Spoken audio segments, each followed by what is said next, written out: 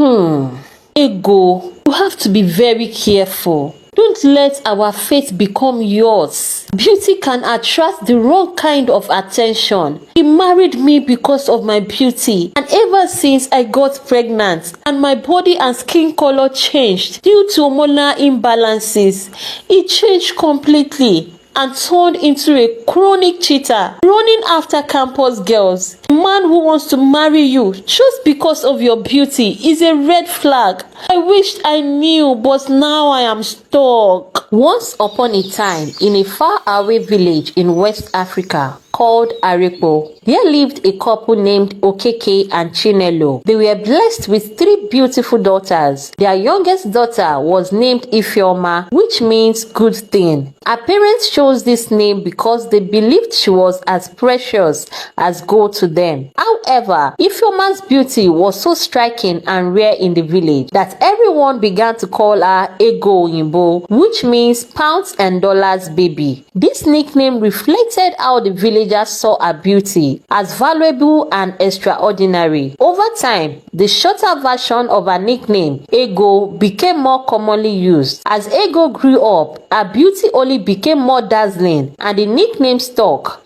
Eventually, everyone in the village, including her family, forgot her real name was Ifeoma. Whenever she introduced herself, she used the name everyone knew her by, Ego Oyinbo. The villagers would often say to her, "You are truly beautiful, like a rare gem," expressing their admiration for her unique beauty. And so, Ego became her identity, known and admired by everyone in the village. Her beauty was celebrated, and her presence brought a sense of wonder to the village. However, Ego was much more than just a beautiful face. She possessed a kind heart and a remarkable talent for creating stunning fabrics and sewing beautiful clothes. As the youngest of the 3 daughters, she admired and looked up to her older sisters, Adana and Chioma, who were also strikingly beautiful in their own right. Despite their shared beauty, each sister had their own unique qualities that set them apart.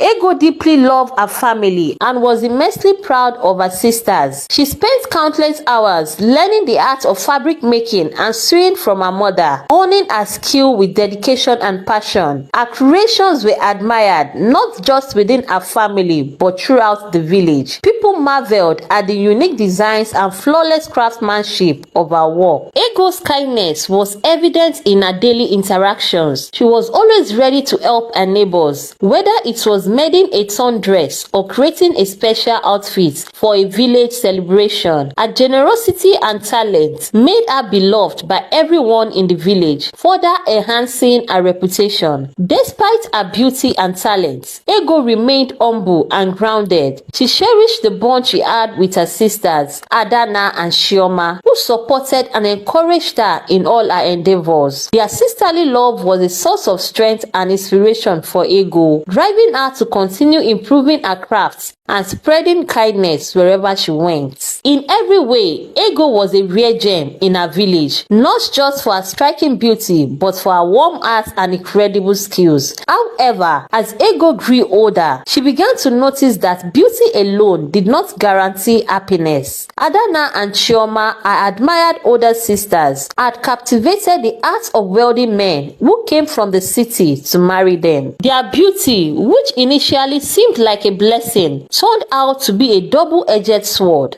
Ego witnessed her sisters' weddings, which were grand affairs filled with music, dancing, and promises of a bright future. The men who married Adana and Chioma had assured their parents that they would support the girls in furthering their education. But once they were married, these promises were broken. Adana's husband, despite his wealth, was unfaithful and often left her feeling lonely and abandoned. She spent many nights alone, wondering why her beauty had brought her such sorrow. Chioma's situation was even worse. Her husband was abusive and constantly accused her of infidelity. Chioma lived in fear and despair, unable to escape the torment she faced daily. Both sisters found themselves trapped in their unhappy marriages. They could not live because they lacked the skill or education to support themselves. independently. The bright futures they had been promised turned into harsh realities filled with disappointment and pain. Ego watched this event unfold with a heavy heart. She realized that the admiration and allure of beauty could bring as much sorrow as joy. Her sister's experiences taught her that relying on beauty alone was not enough. She needed strength, skills, and independence to navigate the complexities of life. This revelation shaped Ego's understanding of true happiness and the importance of being self-reliant. One afternoon, Ego packed few of her clothes to visit her sisters in the city. She first visited Adana. The mansion was beautiful, but the atmosphere inside was cold and sad. Adana sat by the window, looking miserable. "You have to be careful, Ego,"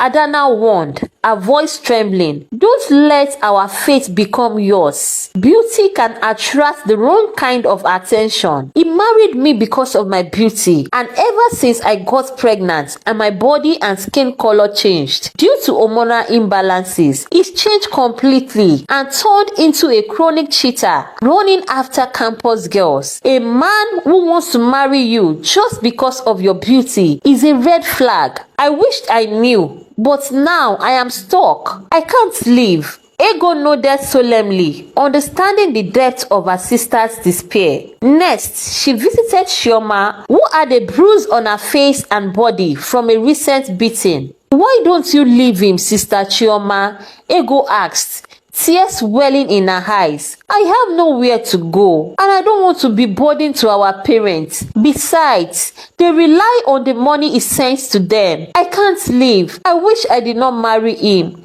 He married me because of my beauty and shape. Now the shape is gone after the birth of my son, and now he turned to a beast, beating me at the slightest mistake," Chioma replied, her voice barely a whisper. Ego's heart ached for her sisters. She realized how trapped they were in their marriages, suffering in silence to uphold the family's financial stability. This stark contrast between the luxurious surroundings and their personal anguish reinforced her determination not to fall into the same trap. She vowed to carve out a different path for herself, one where she could be independent and free from such suffering. Ego returned home from visiting her sisters in the city, carrying an assortment of gifts, clothes, food, and other items her sister had given her. As she stepped into their small modest house in the village, her mother greeted her warmly. "Ego, you are back?" her mother exclaimed, her eyes lighting up with joy. "What did you bring?" Ego handed her mother the bags.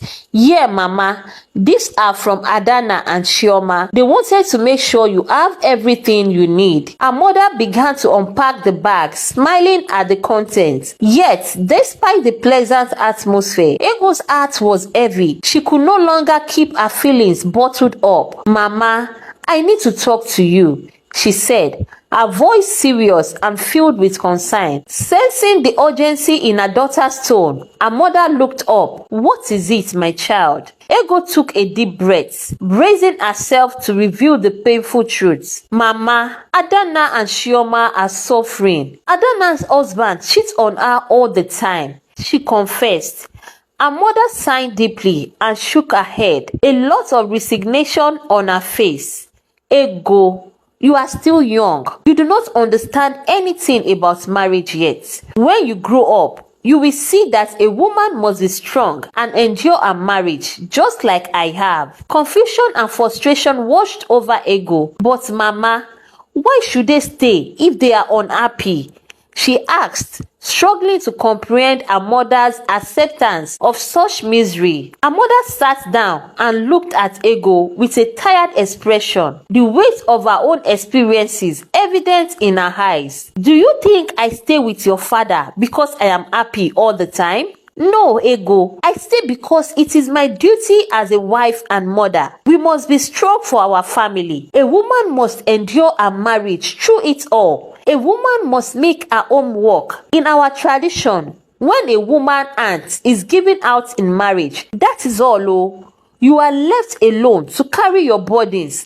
That is why a woman must endure." Ego felt a wave of sadness. and disillusionment. She saw her mother, a woman she deeply respected, enduring a life of sacrifice and unfulfilled dreams. The revelation was jarring, making her question the societal norms that accepted women to endure suffering in silence for the sake of family unity. This conversation marked a turning point for Ego, solidifying her resolve to pursue a different path, one where she could not be confined by the same expectations and hardships that had trapped her mother and her sisters. Ego felt a wave of sadness wash over her. But Mama, I don't want to live like that. I don't want to suffer like Adana and Chioma, she said, tears in her eyes. Her mother took her hand gently. Every woman has her struggles. Marriage is not always easy, but we must do what we can to keep our family together. Ego's eyes filled with tears.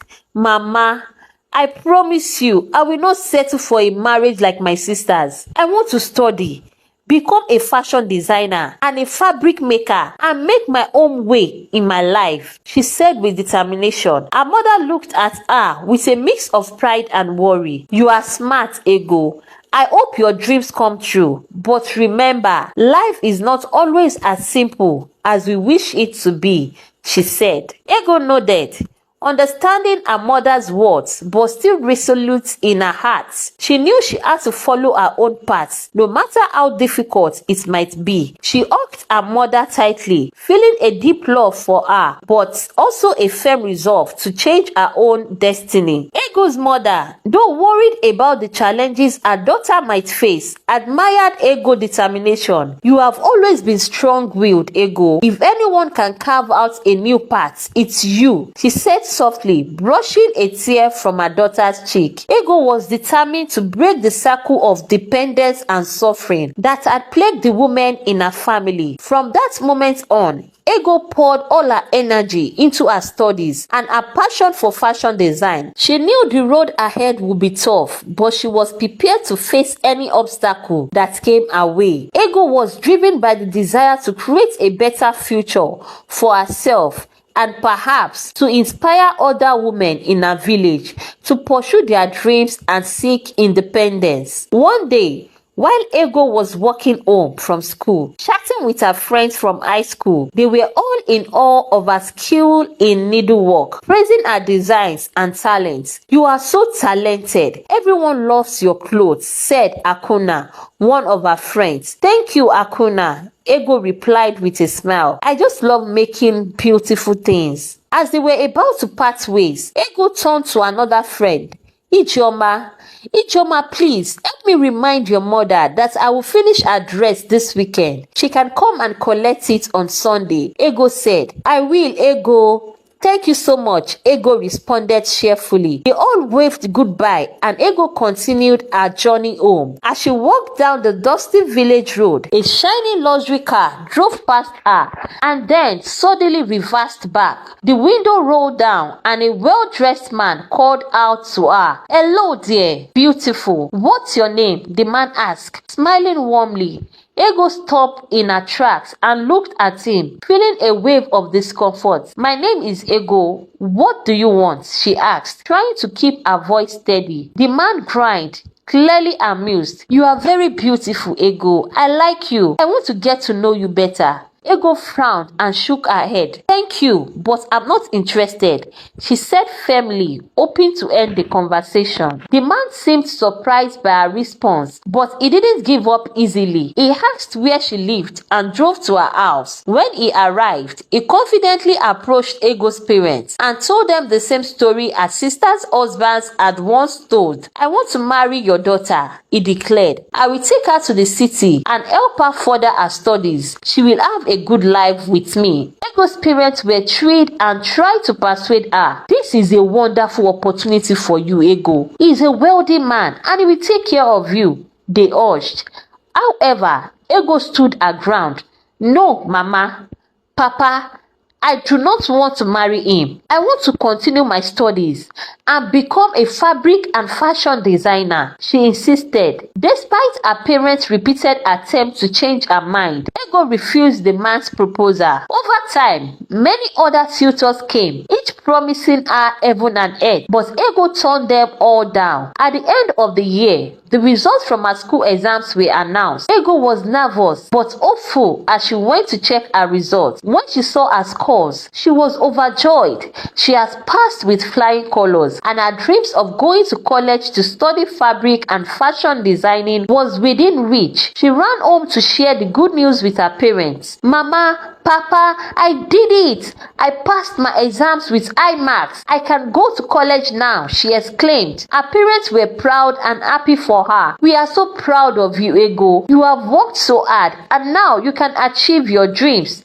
they said. Ego's journey to the city to study fabric making and fashion design was made possible by the money she had saved from making beautiful fabrics and sewing clothes for her villagers. Her sister Adana also helped her pay for college for the whole year. When Ego arrived in the city, she stayed with Adana since Adana's house was closer to the college. On Ego's first day of college, she attracted a lot of attention. Her beauty and the stylish clothes she had designed for herself made her stand out. Everyone, including the lecturers, noticed her. A group of ladies often came up to her to compliment her outfit. Wow, your dress is amazing. Did you make it yourself? One of the girls asked. Yes, I did, Ego replied with a smile. She is so talented and beautiful, another girl said, and everyone nodded in agreement. As Ego walked through the college, people stared at her, admiring her beauty and talent. That first week was very exciting for her. Many girls wanted to be her friend, and they would wave at her from a distance or call out, "How are you, Ego?" They would even ignore whoever they were working with just to get her attention. Ego received a lot of attention from the guys too. Even guys from other departments would hang around Ego's department just to talk to her or ask if they could buy her lunch. "Hi, would you like to have lunch with me today?" one of the boys asked. "Thank you, but I already have plans," Ego would reply politely. Despite all the attention, Ego was unsure who truly liked her for who she was. She felt that people were drawn to her looks rather than her personality. After the first week of classes, Ego was due to move into the college hostel. That Friday, after her classes, she went back to Adana's house. She could hear Adana and her husband arguing. Her husband body shamed her and even called her beauty without a brain. This made Ego very upset. In her mind, she thought,